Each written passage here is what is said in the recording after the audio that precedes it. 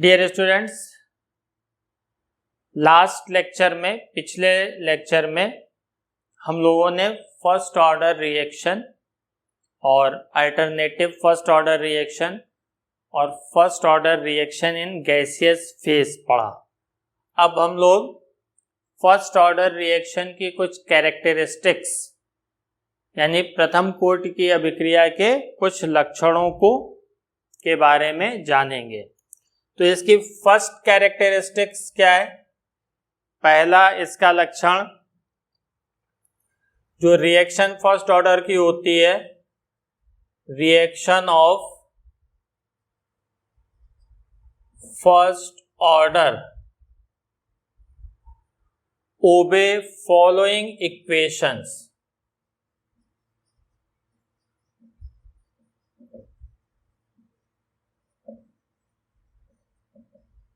यानी प्रथम कोटि की अभिक्रिया जो है वो निम्नलिखित समीकरणों का पालन करती है। प्रथम कोटि अभिक्रिया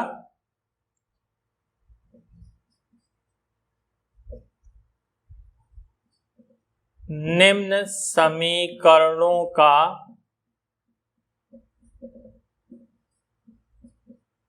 पालन करती है। और उम्मीद है आपको वो इक्वेशन याद होंगी। वो इक्वेशन क्या थी? K = 2.303/T log A/A-x या K = 2.303/T log C0/CT। अब यहाँ पे आप लोग जान गए होंगे A प्रारंभिक सांद्रता initial concentration, A-x T time पे कंसंट्रेशन, या C0 initial concentration, CT concentration at time T समय पर सांद्रता, और C0 प्रारंभिक सांद्रता। Second characteristics for first order reaction,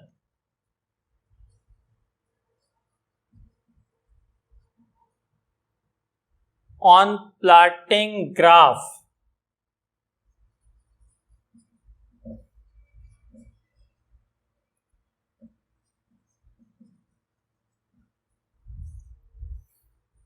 between log ये 10 की बेस पे A-x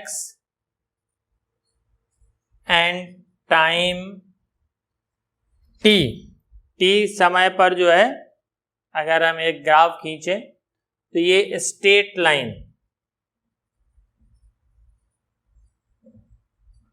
ऑब्जर्व होगा।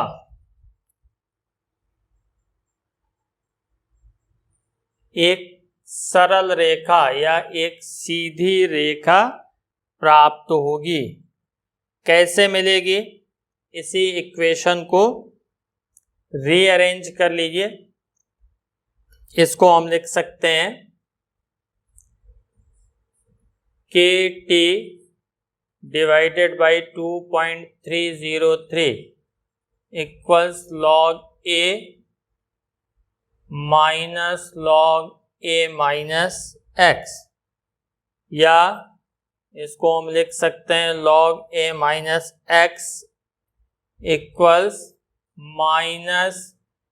K/2.303T plus log A। ये इक्वेशन जो है स्ट्रेट लाइन का इक्वेशन है।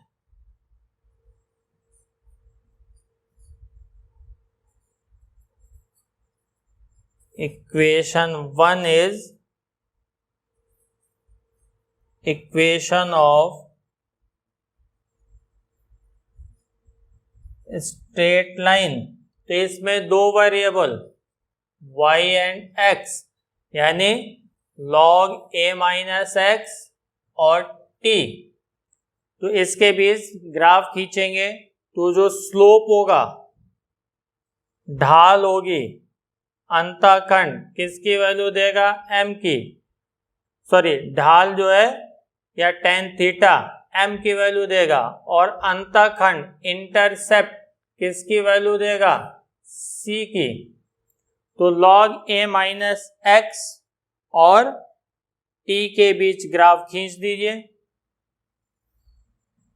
देखिए यहां पर एक ग्राफ, ये log a माइनस x और t के बीच खींचेंगे। Straight line with negative slope, क्यों m निगेटिव है यहाँ पे, ये मान लीजिए ये पॉइंट आपका B है, तो OB जो होगा वो इंटरसेप्ट यानी अंतःखंड, और ये किसकी वैल्यू बताएगा, C यानी log A की। तो यहां ग्राफ से log A निकल आएगा, और इस स्ट्रेट लाइन की जो स्लोप होगी, ढाल,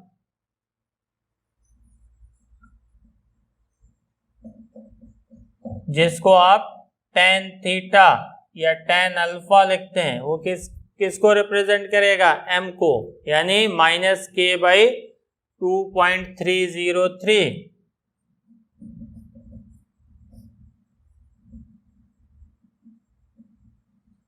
तो इससे जो है ग्राफिकली जो है हम k और इनिशियल कंसंट्रेशन दोनों निकाल सकते हैं।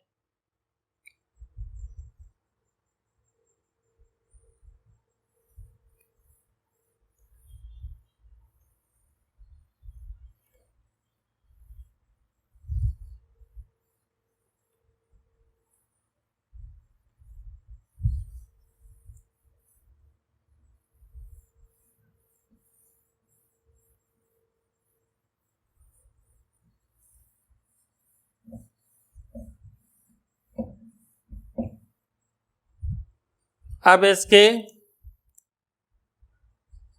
तीसरी कैरेक्टरिस्टिक्स, थर्ड कैरेक्टरिस्टिक्स, अगर इसमें किसी फर्स्ट ऑर्डर रिएक्शन में कंसंट्रेशन ऑफ रिएक्टेंट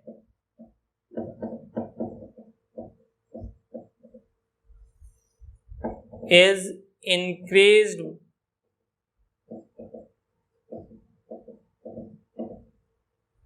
इसकी कंसंट्रेशन को हम इंक्रीज कर दें, कितना, बाई n टाइम्स, n गुना बढ़ा दें।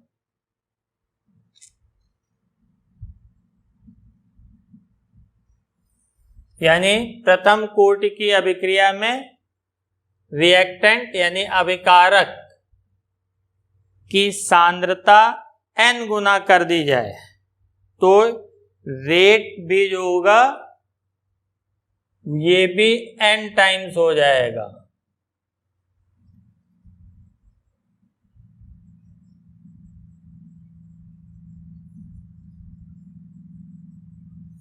Rate also increased by n times.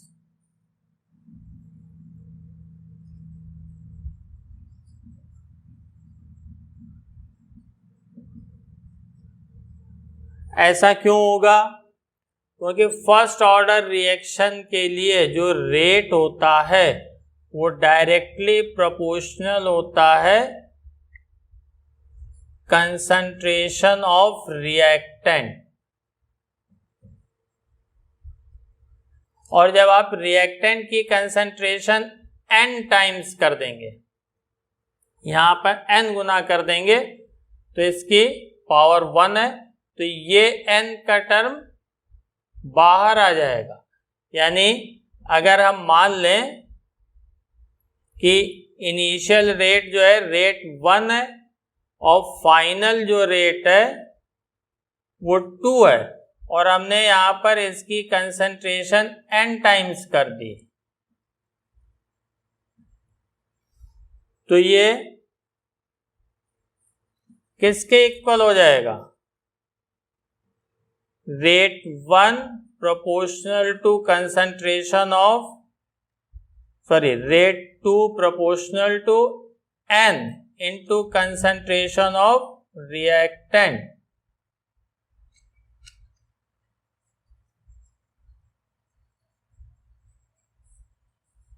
अब इस इक्वेशन 1 और 2 को अगर हम डिवाइड कर दें तो रेट जो हमारा पहली कंडीशन में था और n टाइम्स करने पर जो हमारा रेट सेकंड कंडीशन में था किसके इक्वल आएगा? तो यहां से सेकंड टाइम में रेट क्या हो जाएगा? n टाइम्स हो जाएगा फर्स्ट कंडीशन का।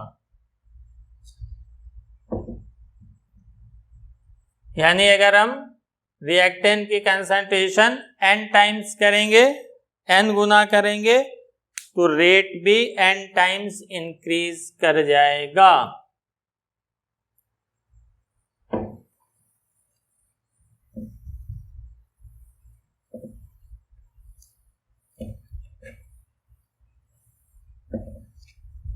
अब इसके चौथी कैरेक्टरिस्टिक्स देखिए। चौथी कैरेक्टरिस्टिक्स क्या होगी कि unit of rate of reaction and unit of rate constant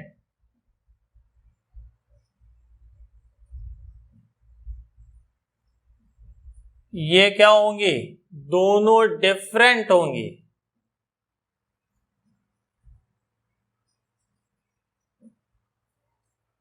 यानी इसमें जो है फर्स्ट ऑर्डर रिएक्शन में जो है अभिक्रिया के वेग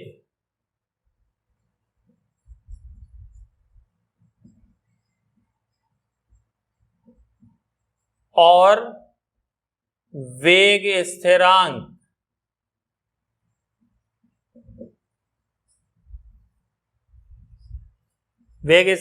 फर्स्ट ऑर्डर रिएक्शन का जो रेट कांस्टेंट होगा, इसकी इकाई जो होगी, इसकी जो यूनिट होगी वो क्या होगी? भिन्न भिन्न, अलग अलग होगी। दोनों की यूनिट सेम नहीं होगी। तो यहां पे unit of rate of reaction क्या हो जाएगी? इसकी यूनिट एक ही होती है, rate change in concentration by time, यानी मोल लीटर इनवर्स। टाइम को अगर हम सेकंड में रिप्रेजेंट करें तो सेकंड इनवर्स। और यूनिट ऑफ रेट कांस्टेंट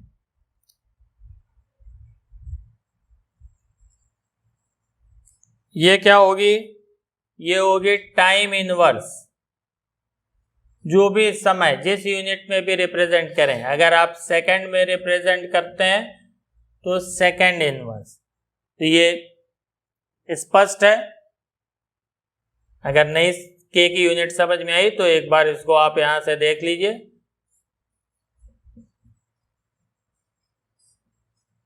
इस तरह से निकलेगा इसी एक्सप्रेशन से। A concentration term A minus X also concentration term, A सांद्रता का पद ए माइनस एक्स सांद्रता का पद, दोनों की यूनिट सेम होगी, ये कैंसिल हो जाएगी। ये कांस्टेंट टर्म है तो बचा क्या? 1/t, 1/t यानी t इनवर्स। t क्या है? टाइम। तो टाइम इनवर्स, अब time second, minute, hour, day, year कुछ भी हो सकता है, जिस उसमें दिया हो उसमें आप लिख सकते हैं। फिफ्थ कैरेक्टरिस्टिक्स इसकी क्या है कि रिएक्शंस ऑफ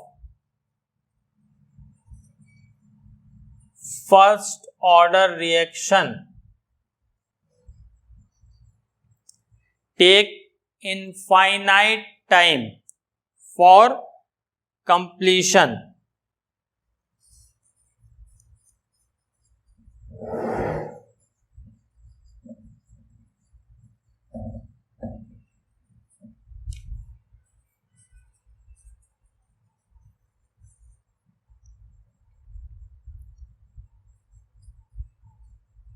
इसका मतलब क्या हुआ? That is they never go for completion.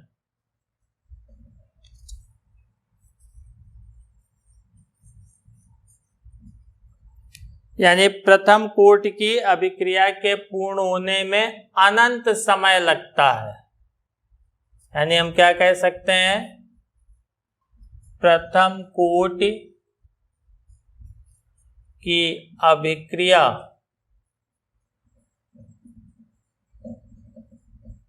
के पूर्ण होने में इनफाइनाइट यानी अनंत समय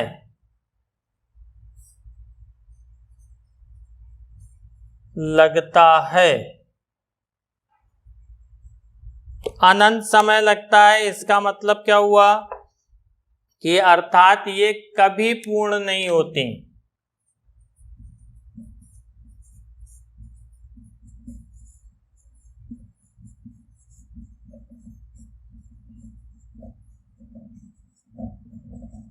यानी ये रिएक्शंस जो है वो कभी कंप्लीट नहीं होती। They never go completion and takes infinite time.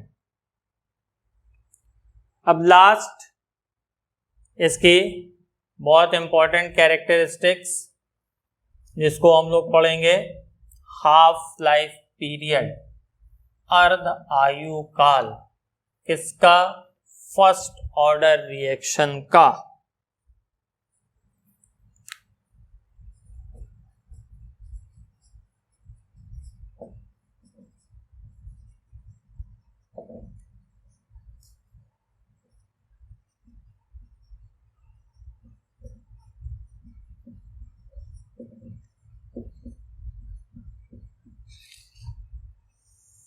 Half life क्या होती है ये हमने जीरो ऑर्डर रिएक्शन में आपको बताया था। उसके लिए आपको जो जीरो ऑर्डर रिएक्शन की वीडियो है उसका कैरेक्टरिस्टिक्स टॉपिक जिसमें दिया है उसको आप देखेंगे, आपको क्लियर हो जाएगा, स्पष्ट हो जाएगा। हाफ लाइफ पीरियड में अगर मान लीजिए कोई फर्स्ट ऑर्डर रिएक्शन होती है, A2 प्रोडक्ट, इनिशियल कंसंट्रेशन इसकी A है और टाइम T पर जो है आप A माइनस एक्स निकालते हैं। तो जब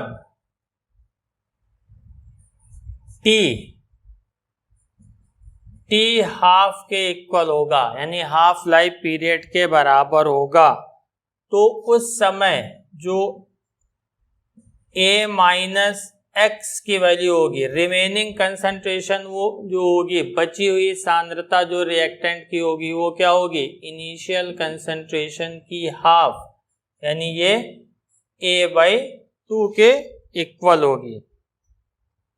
तो from equation of first order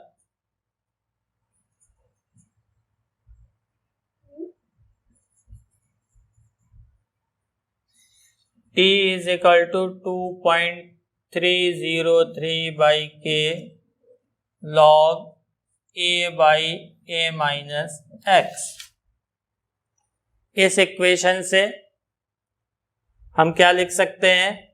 अगर हम T हाफ और A माइनस एक्स A/2 लें तो ये क्या हो जाएगा? T half is equal to 2.303 by K log A divided by A/2। इसी को हम लिख सकते हैं T half equal to 2.303 by K log 2, और log 2 की वैल्यू ये याद रहनी चाहिए 0.3010 होती है। log 2 और log 3 न्यूमेरिकल्स के लिए जो है आपको याद रहना चाहिए। हालांकि लॉग टेबल की परमिशन होती है, लेकिन वहां पे आपका टाइम लॉस होगा, तो उसको बचाने के लिए आप log 2 और 3 की वैल्यू आपको याद रहेगी, तो आप log 6, log 8, log 9 इन सब की वैल्यू लिख लेंगे है। और अगर log 10 निकालना हो, log 5 की वैल्यू निकालना हो मान लीजिए, तो इसको आप क्या लिख सकते हैं, log 10/2 यानी log 10 माइनस log 2 ये लिख सकते हैं। तो न्यूमेरिकल में log 2 की वैल्यू याद रहेगी, तो log 5 के लिए भी आपको log टेबल देखने की जरूरत नहीं पड़ेगी। तो इसको सॉल्व करेंगे तो यहां से ये आ जाएगा t½ is equal to 0.693 by के। ये इसके हाफ लाइफ का एक्सप्रेशन होगा। अब इसमें देखिए, इस t½ के एक्सप्रेशन में 0.693 ये कांस्टेंट टर्म है, k कांस्टेंट है, rate constant of first order reaction, प्रथम कोटि अभिक्रिया का वेग स्थिरांक। इसमें कहीं भी कंसंट्रेशन टर्म नहीं आया, ठीक है। तो इसका मतलब क्या हुआ, t½ किसके इक्वल है, कांस्टेंट, ठीक है। तो इसको हम क्या लिख सकते हैं, इसको हम इस तरह से भी तो लिख सकते हैं, t½ is equal to 0.693 by के a⁻�0, ठीक। तो अब यहां देखिए a⁻�0 यानी यूनिट 1 के इक्वल होगा, तो इसमें कोई इनिशियल कंसंट्रेशन का टर्म नहीं आया, तो यहां से हम क्या लिख सकते हैं, t½ of first order reaction,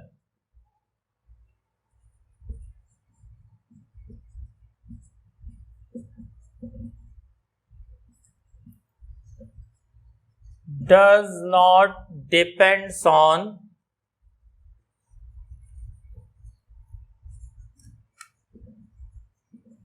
initial concentration of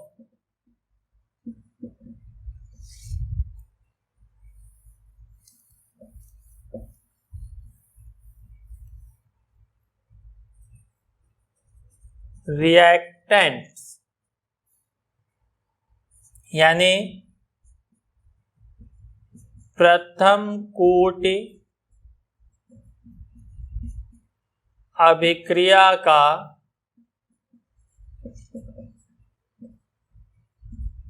अर्ध आयु काल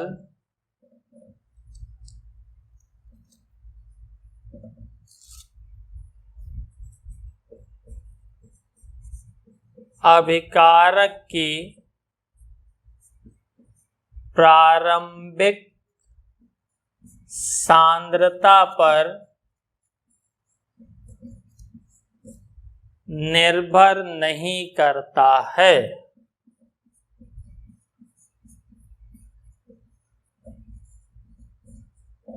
तो ये प्रूफ करने को दिया जा सकता है, prove that half life period of first order reaction does not depends on initial concentration of reactant।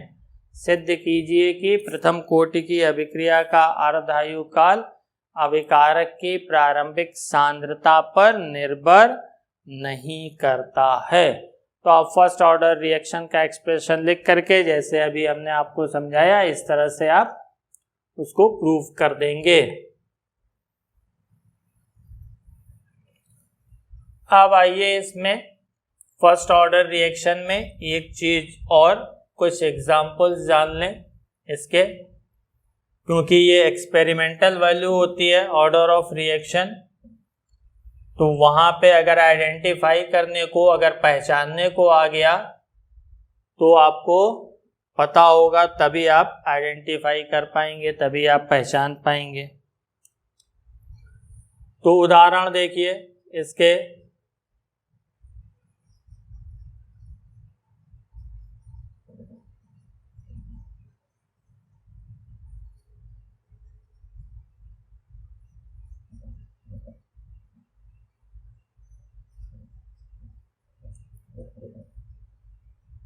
प्रथम कोटि अभिक्रिया के उदाहरण।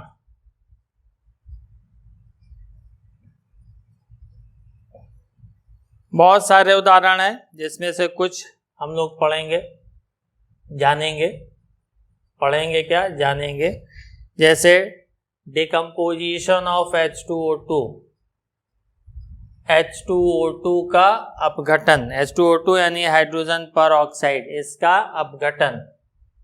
तो इसके लिए जो रेट ला एक्सप्रेशन होता है वो K और कंसंट्रेशन ऑफ H2O2। रिएक्शन देखने से लगता है इसका स्टाइकियोमेट्रिक कोफिशिएंट 2 है, सेकेंड ऑर्डर है, लेकिन एक्चुअली ऐसा है नहीं। मॉलिक्यूलरिटी 2 है, आणविकता 2 है, ऑर्डर 2 नहीं है। Second, decomposition of ammonium nitrite, ammonium nitrite का अपघटन। ये डिकम्पोज करता है N2 और 2H2O में। यहाँ पे इसका रेट लॉ एक्सप्रेशन, इसका जो वेग निर्धारक पद होगा K कंसंट्रेशन ऑफ रिएक्टेंट यानी ammonium nitrite.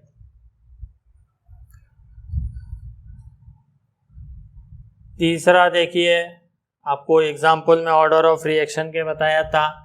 Hydrolysis of ester in acidic medium, अम्लीय माध्यम में एस्टर का जल अपघटन। ये स्यूडो यूनिमोलिकुलर रिएक्शन होती है। देखने में ये लगता है कि सेकेंड ऑर्डर होगी, लेकिन एक्चुअली फर्स्ट ऑर्डर काइनेटिक्स को फॉलो करती है। और इसकी कंसंट्रेशन जो रेट होता है वो केवल एस्टर की कंसंट्रेशन पर डिपेंड करता है।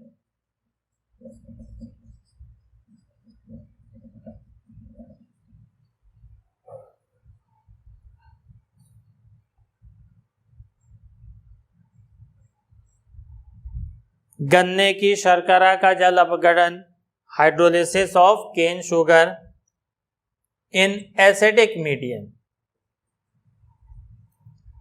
C12H22O11, गन्ने की शर्करा जिसको आप सुक्रोज कहते हैं,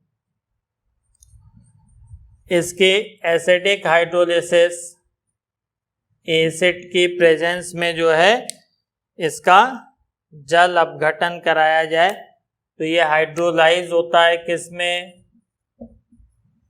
ग्लूकोज और फ्रक्टोज में।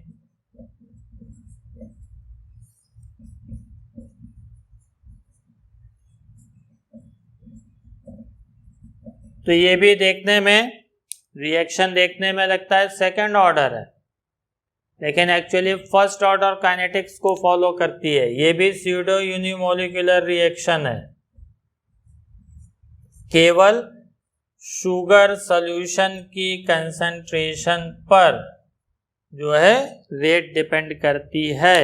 सुक्रोज विलयन की सांद्रता पर ही जो है वो अभिक्रिया का वेग निर्भर करता है। इसी तरह से decomposition of N2O5 die nitrogen pentoxide या नाइट्रोजन पेंटाऑक्साइड सिंपली कहते हैं, इसका अपघटन, ये भी फर्स्ट ऑर्डर रिएक्शन है। इसके लिए रेट लॉ एक्सप्रेशन जो होता है, rate constant into concentration of die nitrogen pentoxide, इससे निकालते हैं। तो ये सारे जो है आपके फर्स्ट ऑर्डर रिएक्शन के कुछ एग्जाम्पल्स हैं, इनको ध्यान रखिएगा। तो आज के लेक्चर में बस इतना ही। Thanks for watching.